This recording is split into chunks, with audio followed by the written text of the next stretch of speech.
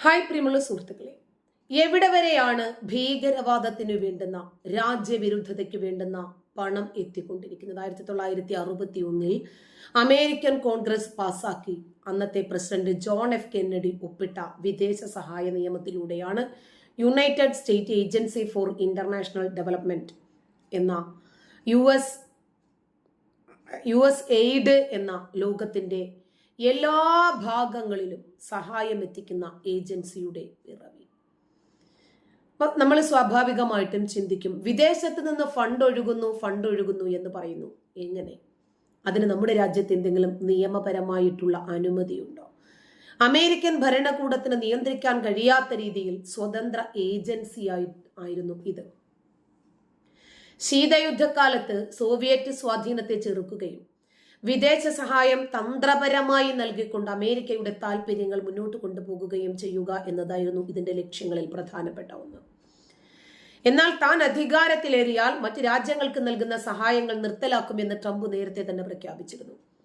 America first എന്ന ആശയത്തിന് പ്രാധാന്യം കൊടുക്കാൻ വിദേശ ചെലവുകൾ വെട്ടിക്കുറയ്ക്കുന്നതിന്റെ ഭാഗമായിട്ടാണ് ഈ തീരുമാനം. ഇതിന്റെ ഭാഗമായി യു എസ് എയ്ഡിന്റെ 2200 ജീവനക്കാരെ ശമ്പളത്തോടുകൂടി തന്നെ അവധിയിൽ പ്രവേശിപ്പിക്കാൻ ട്രംപ് ഭരണകൂടം ഉത്തരവിട്ടിരുന്നു. എന്നാൽ ഈ ഉത്തരവ് തടഞ്ഞ അമേരിക്കൻ ജില്ലാ ജഡ്ജി കാൾ നിക്കോൾസ് ജീവനക്കാരെ ശമ്പളത്തോടുകൂടി തന്നെ അവധിയിൽ പ്രവേശിപ്പിക്കാനുള്ള പദ്ധതി താൽക്കാലികമായി നിർത്തിവെച്ചിരിക്കുകയാണ് നിലവിൽ. 6 പതിറ്റാണ്ടുകളായി സേവനം നടത്തുന്ന ഏജൻസിയെയും അതിന്റെ ആഗോള പരിപാടികളെയും നിർത്തലാക്കുന്നത് തടയാൻ തൊഴിലാളികൾ ശ്രമിച്ചിരുന്നു. ഇതിനാൽ ചില ജീവനക്കാരെ നിർബന്ധിത അവധിയിൽ പ്രവേശിപ്പിച്ചിരുന്നു. യു എസ് എയ്ഡ് അടച്ചു പൂട്ടുന്നതിനുള്ള ശ്രമങ്ങൾ തടയാൻ ശ്രമിക്കുന്ന അമേരിക്കയിലെ സർക്കാർ ജീവനക്കാരുടെ ഏറ്റവും വലിയ യൂണിയനും വിദേശ സേവന തൊഴിലാളികളുടെ അസോസിയേഷനുമാണ് ഭരണകൂടത്തിനെതിരെ രംഗത്തെത്തിയത്. ഡെമോക്രറ്റിക് പാർട്ടിക്കാർ യു എസ് എയ്ഡിന് വേണ്ടി നിലകൊള്ളുമ്പോൾ സംഘടനയുടെ പ്രവർത്തനം തീവ്രവാദത്തിന് അടക്കം പോകുന്നുണ്ട് എന്നാണ് ട്രംപ് അനുകൂലികൾ ചൂണ്ടിക്കാണിക്കുന്നത്. യു എസ് എയ്ഡിന്റെ പ്രവർത്തനം ട്രംപ് ഭരണകൂടം താൽക്കാലികമായി നിർത്തിവച്ചതിന് പിന്നാലെ പുറത്തുവരുന്നത് ഞെട്ടിക്കുന്ന വിവരങ്ങളാണ്. ഗാസയിലെ ഹമാസിന് തൊട്ട് കാശ്മീരിലെ ലഷ്കർ ഇ തൊയ്ബയ്ക്ക് വരെ ഇവരുടെ പണം എത്തുന്നുണ്ട് എന്നാണ്. ഫോക്സ് ന്യൂസ് പോലെയുള്ള ചാനലുകളാണ് ഇതൊക്കെ വെളിപ്പെടുത്തുന്നത്. എന്നാൽ സർക്കാരുകളെ അസ്ഥിരപ്പെടുത്തുന്നതിനും ഇന്ത്യയിൽ ട്രാൻസ്ജെൻഡർ ക്ലിനിക്കുകൾ സ്ഥാപിക്കുന്നതിനും തെറ്റായ വാർത്ത നൽകാൻ മാധ്യമങ്ങളെ പ്രോത്സാഹിപ്പിക്കുന്നതിനും അമേരിക്കക്കാരുടെ നികുതി പണം ഉപയോഗിക്കുന്നുണ്ട് എന്നാണ് ഈ റിപ്പോർട്ടിൽ പറയുന്നത്. ഇന്ത്യയിലെയും ബംഗ്ലാദേശിലെയും സർക്കാരുകളെ അസ്ഥിരപ്പെടുത്താൻ ജോർജ് സോറോസ് യു എസ് എയ്ഡിനെ ഉപയോഗിച്ചിരുന്നു എന്ന് നിരവധി റിപ്പോർട്ടുകൾ വരുന്നുണ്ട്. ലഷ്കറിന്റെ ഫണ്ടിംഗ് ഏജൻസിയായ ഫത്തായി ഇൻസാനിയത്തിൽ പോലും ഈ യു എസ് ഐഡിയുടെ സഹായം എത്തിയിട്ടുണ്ട് എന്ന വിവരം ഞെട്ടിക്കുന്നത് തന്നെയാണ്. ലഷ്കർ ഇ തൊയ്ബയുടെ ആദ്യ ഫണ്ടിംഗ് വിഭാഗമായിട്ടുള്ള ജമാഅത്തു ദഅവയെ അമേരിക്കയും ഇന്ത്യയും ഭീകര സംഘടനയായി പ്രഖ്യാപിച്ചിരുന്നതാണ്. ഇതിനുശേഷം NGOയുടെ മറപറ്റി FEI രൂപീകരിച്ചു. ജീവകാരുണ്യ പ്രവർത്തനത്തിന്റെ പേരിൽ ഇവർ പിരിക്കുന്ന തുക ജമ്മു കാശ്മീരില് അരക്ഷിതാവസ്ഥ സൃഷ്ടിക്കുന്നതിന് വേണ്ടിയാണ് ഉപയോഗിച്ചുകൊണ്ടിരിക്കുന്നത്. മിഷിഗൺ ആസ്ഥാനമായിട്ടുള്ള മുസ്ലിം ചാരിറ്റി ആയിട്ടുള്ള helping hand for relief and development ഇതുവഴിയാണ് USAID നൽകിയ ഫണ്ടുകൾ FEIക്ക് ലഭിച്ചിരുന്നു എന്നതാണ് വിവരം. 2023 house foreign affairs committee chairman T McCaul ഈ പ്രശ്നം ചൂണ്ടിക്കാണിച്ച് USAIക്ക് കത്തയച്ചിരുന്നു. ഈ ആരോപണങ്ങളെല്ലാം ഉണ്ടായിരുന്നിട്ടും 2023 USAID HHRDക്ക് $73,000 അനുവദിച്ചത്. FEIയും അതിന്റെ മാതൃസംഘടനയായിട്ടുള്ള ലഷ്കർ ഇ തൊയ്ബയെയും US നിരോധിച്ച ഉത്തരവിൽ FEI പാക് ആസ്ഥാനമായിട്ടുള്ള സംഘടനയാണെന്നും നിരോധിത ഭീകര സംഘടനയായ ലഷ്കർ ഇ തൊയ്ബയുമായും അതിന്റെ മാനുഷിക സംഘടനയായിട്ടുള്ള ജമാഅത്ത് ദഅവയുമായും അടുത്ത ബന്ധമുണ്ടെന്നും US സ്റ്റേറ്റ് ഡിപ്പാർട്ട്മെന്റ് പറഞ്ഞിരുന്നു. USAIDക്കുള്ള ധനസഹായം മരവിപ്പിച്ച ട്രംപിന്റെ നടപടി ലോകത്താകെ പടർന്നു കിടക്കുന്ന ജിഹാദി സംഘങ്ങൾക്ക് വൻ തിരിച്ചടിയാകും എന്നാണ് പറയുന്നത്. നിലവിൽ ഗാസയ്ക്ക് കിട്ടുന്ന 55% അമേരിക്കയിൽ നിന്നാണ്. ഇതിലെ വലിയ ഒരു പങ്കും ഹമാസിന് പോകുന്നുണ്ട്. അങ്ങനെ ഹമാസ് നേതാക്കൾ കോടീശ്വരന്മാരായിക്കൊണ്ടിരിക്കുന്നു. പ്രകൃതി ദുരന്തം, പകർച്ചവ്യാധികൾ, ആരോഗ്യ പ്രതിസന്ധികൾ, കാർഷിക വികസനം, ദാരിദ്ര്യ നിർമ്മാർജ്ജനം, യുദ്ധമേഖലകളിലെ രക്ഷാപ്രവർത്തനം തുടങ്ങിയ പ്രവർത്തനങ്ങൾക്ക് വലിയ ധനസഹായങ്ങൾ നൽകുന്ന പ്രസ്ഥാനമാണ് USAID.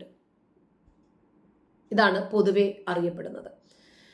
അതിന്റെ പ്രവർത്തനം നിലയ്ക്കുന്നത് ഇന്ത്യ ഉൾപ്പെടെ 100-ലധികം രാജ്യങ്ങളുടെ ജീവകാരുണ്യ പ്രവർത്തനങ്ങളെ സാരമായി ബാധിക്കും എന്ന് അമേരിക്കയിലെ ഡെമോക്രറ്റുകൾ പറയുന്നു. സമൂഹത്തിന്റെ ഏറ്റവും താഴെ തട്ടിലുള്ള ആളുകൾക്ക് സഹായം എത്തിക്കുന്ന ഈ ഏജൻസിക്ക് ചെലവാകുന്നത് അമേരിക്കൻ ഫെഡറൽ ബജറ്റിന്റെ 1% മാത്രമാണ്. 100-ലധികം രാജ്യങ്ങളിൽ പ്രവർത്തിക്കുന്ന USAIDന്റെ ഇന്ത്യയിലെ പ്രോജക്റ്റുകളും ഇനി ഒരു അറിയിപ്പ് ഉണ്ടാകുന്നത് വരെ നിർത്തിവെക്കാൻ അമേരിക്ക ആവശ്യപ്പെട്ടിട്ടുണ്ട്. ഇന്ത്യയിൽ നരേന്ദ്രമോദി സർക്കാരിനെതിരായിട്ടുള്ള പ്രചാരണത്തിൽ ഏജൻസി പങ്കാളിയായെന്നും സർക്കാരിനെ അട്ടിമറിക്കാനുള്ള ശ്രമങ്ങളെ പിന്തുണച്ചെന്നും വലതുപക്ഷക്കാർ നാളുകളായി ഏജൻസിക്കെതിരെ ഉന്നയിക്കുന്ന ആരോപണമാണ്.